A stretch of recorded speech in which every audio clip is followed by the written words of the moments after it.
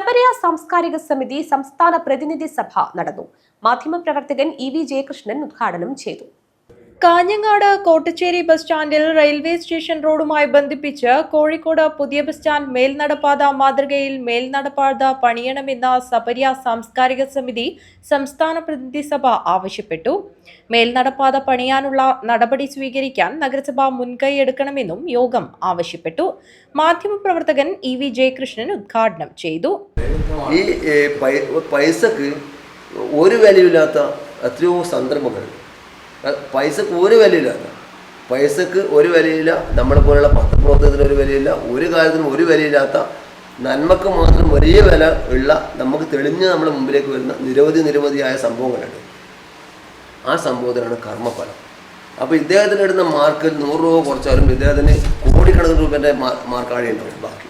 അപ്പോൾ സ്വാഭാവികമായിട്ടും ഞാൻ പറഞ്ഞു വന്നത് നമ്മുടെ ഈ കർമ്മഫലം എന്നുള്ളത് നമ്മൾ എന്തിനാണ് സബരിയ എന്ന സംഘടന അല്ലെങ്കിൽ ഇങ്ങനെ ഒരു സാംസ്കാരിക സംഘടനയിൽ നമ്മൾ പ്രവർത്തിക്കുന്നത് എന്ന് നമ്മൾ സ്വയം ചോദിച്ചു.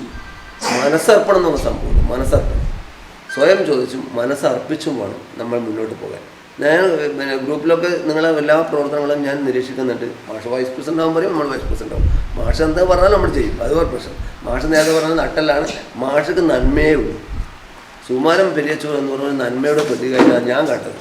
കാരണം അല്ലാണ്ട് മാതൃഭൂമി ലേഖകൻ സുകുമാരൻ മാഷെക്കുറിച്ച് 4 പ്രാവശ്യം എഴുതിയാലൊന്നും ഒരു സുകുമാരൻ മാഷായി മാറുന്നില്ല. അവരുടെ പ്രവർത്തനത്തിൻ്റെ ഫലമായിട്ട് ഞാൻ ഈ പറഞ്ഞ കർമ്മഫലം നമ്മളെ പത്രത്തിലൂടെ അല്ലെങ്കിൽ രവീന്ദ്രൻ കൊണ്ടോടിൻ്റെ പത്രത്തിലൂടെ മറ്റേതെങ്കിലും രീതിയിലൂടെ സമൂഹത്തിൻ്റെ ചർച്ചയിലൂടെ ഒരാളുടെ രൂപം പ്രതിഫലിക്കുന്നു എന്നേ ഉള്ളൂ. ചടങ്ങിൽ വിവിധ പുരസ്കാരങ്ങൾ നേടിയ വ്യക്തികളെ അനുമോദിച്ചു.